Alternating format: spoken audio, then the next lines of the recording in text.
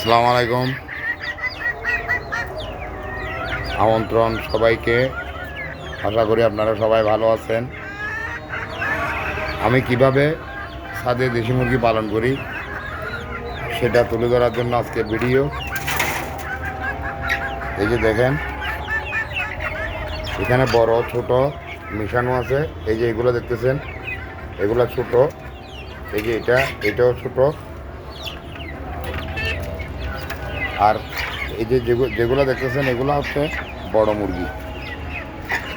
তো আমি ছাদে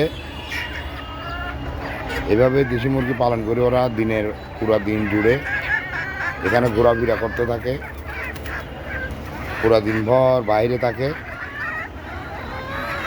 যখন দিন পাড়ার সময় হবে কিংবা বৃষ্টি বাদল হবে, এই যে দেখেন বৃষ্টিতে একদম ভিজে, তো অবস্থা খারাপ। এখন রোদ, এখন বৃষ্টি। যখন বৃষ্টি আসে তখন তারা সবাই ভিতরে চলে আসে এখানে, আর ডিম পাড়ার সময় হলে ভিতরে আসে। আর না হলে পুরা দিনেই বাইরে থাকে।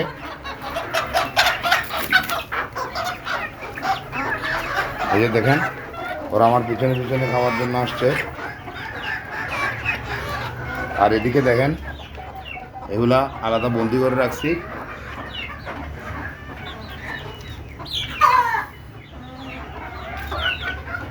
আমি এই সকালে ছেড়ে দেই। এই ঘর থেকে ছেড়ে দেওয়ার পরে পুরো দিনে ওরা বাইরে থাকে। এই সন্ধ্যার দিকে ওদেরকে ঢুকাই ফেলি আবার। তা আপনারাও যদি এরকম বাইরে একটু জায়গা রেখে ঘরের মধ্যে একটা বন্দি করে রাখার মতো একটা জায়গা করে, এবং বাইরে এরকম জাল দিয়ে, নেট দিয়ে, এরকম ওদেরকে একটা ঘোরাফেরা করার জায়গা করে দিয়ে যদি আপনারা দেশি মুরগি পালন করতে পারেন, তাহলে পালন করতে পারবেন ইনশাল্লাহ, কোনো অসুবিধা নেই। আর পরামর্শের জন্য আপনারা ইউটিউব থেকে যে কোনো মুরগির পরামর্শ ইউটিউব থেকে পেয়ে যাবেন। এগুলো হচ্ছে সব দেশি মুরগি। যে দেখেন, ওরা সবাই ঘরের মধ্যে আসছে। একটু অন্ধকার হয়ে গেছে, মেঘাচ্ছন্ন হয়েছে, সেই জন্য লাইটটা জ্বালাই দিছি। ওইদিকে দেখেন, ওইদিকে একটা লাইট, একটু অন্ধকার, সেই জন্য এই লাইটগুলো জ্বালাই দিছি। তো এই হচ্ছে আজকের আমি ছাদে কীভাবে দেশি মুরগি পালন করি সেটা দেখাইলাম। ঠিক আছে, আপনারা সবাই আমার ইউটিউব চ্যানেলকে সাবস্ক্রাইব করবেন, ফেসবুকে ফলো দিবেন, লাইক করবেন,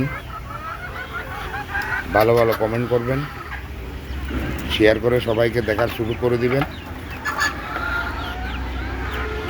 কালকে আবার ভিডিও দিব। সে পর্যন্ত আপনারা সবাই ভালো থাকবেন। খোদা হাফেজ।